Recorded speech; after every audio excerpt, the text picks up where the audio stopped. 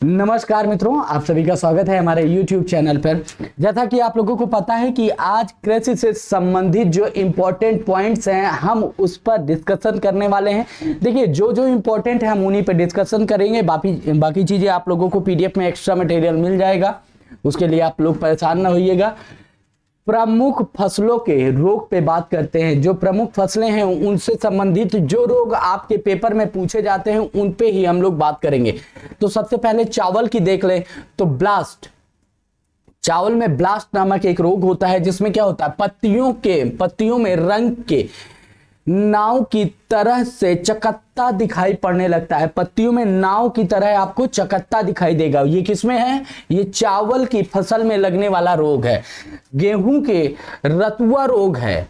गेहूं में रतुआ रोग लगता है जिसमें क्या होती है, पत्तियों पर पीले भूरे तथा काले रंग के धब्बे दिखाई देने लगते हैं। ये भी याद रखना है, जो रोग हैं जो इंपॉर्टेंट है वही आप लोगों को दिया जा रहा है। याद रखिएगा, तो याद आप लोगों को करना है इन्हें।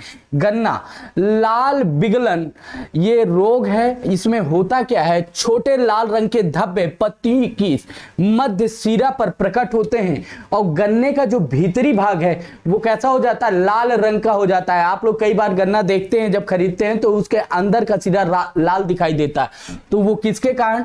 लाल बिगलन के कारण। चना में कौन सा रोग होता है?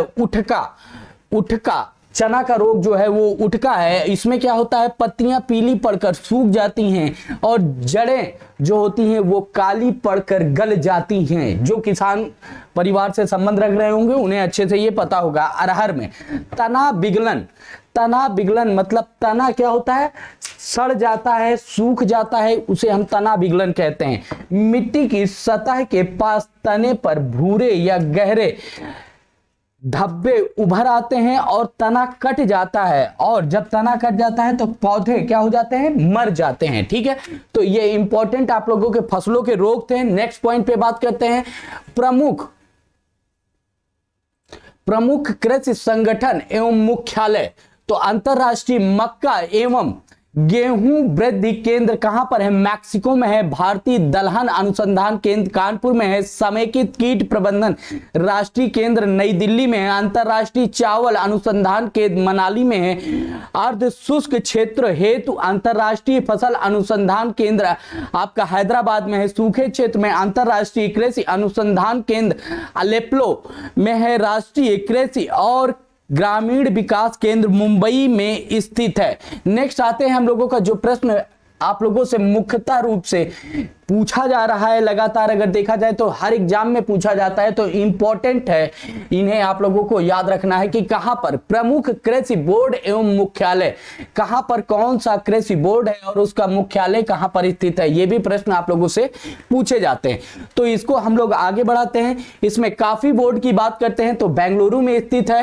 रबर बोर्ड की कोट्टम में स्थित है। चाय बोर्ड की कलकत्ता, तंबाकू बोर्ड गुंटूर में, मसाला बोर्ड आपकी कोच्चि में, राष्ट्रीय मांस एवं पोएट्री बोर्ड नई दिल्ली में है, और भारतीय अंगूर एवं प्रसंस्करण बोर्ड पुणे में है। भारतीय मांस एवं कुटकुट प्रसंस्करण बोर्ड आपका नई दिल्ली में स्थित है। नेक्स्ट पॉइंट पे बात करते हैं, प्रमुख कृषि संस्थान की बात करते हैं। प्रमुख कृषि संस्थान कौन कहां पर स्थित है? राष्ट्रीय मत्स्य उद्योग विकास बोर्ड हैदराबाद में है। राष्ट्रीय चावल शोध संस्थान कटक में स्थित है। भारतीय डेयरी अनुसंधान करनाल में है। भारतीय गन्ना प्रजनन संस्थान कोयंबटूर में है। केंद्रीय कॉफी अनुसंधान संस्था कुर्ग में है। कॉफी अनुसंधान केंद्र याद रखिएगा। देखिए, अब यहां पर दो वर्ड हैं, केंद्रीय कॉफी अनुसंधान संस्थान कहां है? वो कुर्ग में है। और कॉफी अनुसंधान केंद्र चिकमंगलुरु में है। कहां पर है? चिकमंगलुरु। जूट कृषि अनुसंधान संस्थान बैरकपुर में है। ठीक है, इंपॉर्टेंट है, याद रखना है आप लोगों को। केंद्रीय उर्वरक गुणवत्ता नियंत्रण और प्रशिक्षण संस्थान फरीदाबाद में है। चौधरी चरण सिंह राष्ट्रीय कृषि विपणन केंद्र जयपुर में है। केंद्रीय चारा बीज उत्पादक फर्म की बात करें तो हैसरघट्टा में है।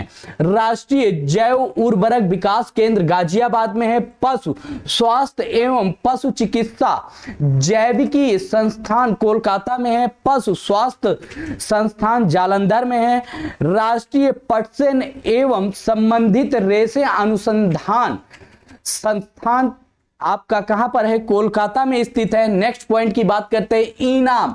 कई बार आप लोगों से ये इनाम योजना पूछी जाती है कि इनाम योजना किससे संबंधित है, तो इनाम का मतलब है राष्ट्रीय किसान एग्री मंडी, ठीक है। इस नाम का पोर्टल लॉन्च किया गया है भारत सरकार के द्वारा, केंद्र सरकार के द्वारा यह योजना शुरू की गई है और केंद्र सरकार के द्वारा यह पोर्टल भी लॉन्च किया गया है। आखिर इसकी आवश्यकता क्यों थी? क्योंकि आपको पता है कि हमारे कृषि बिल में भी संशोधन हो रहा है, उसको नवीन तरीके से पूरे भारत को कनेक्ट किया जा रहा है, जितने किसान कहीं भी जाकर अपना सामान बेच सकते हैं, ऐसा प्रावधान भारत सरकार कर रही है। उसी के लिए भारत सरकार ने इसमें क्या किया है कि कृषि उत्पादकों की ऑनलाइन बिक्री में सक्षम बनाना, कृषि उत्पादकों की ऑनलाइन बिक्री में सक्षम बनाना। इसका मुख्य क्या है? वैश्विक बाजार से जोड़ना। इसका मुख्य उद्देश्य क्या है? आपका वैश्विक बाजार से जोड़ना, ठीक है। तो आप लोगों के जो इंपॉर्टेंट पार्ट था वो हम लोगों ने खत्म कर लिया है। नेक्स्ट क्लास पे हम लोग नेक्स्ट चीजों पे, स्पेशल टॉपिक पे बात करेंगे। चलिए, थैंक यू।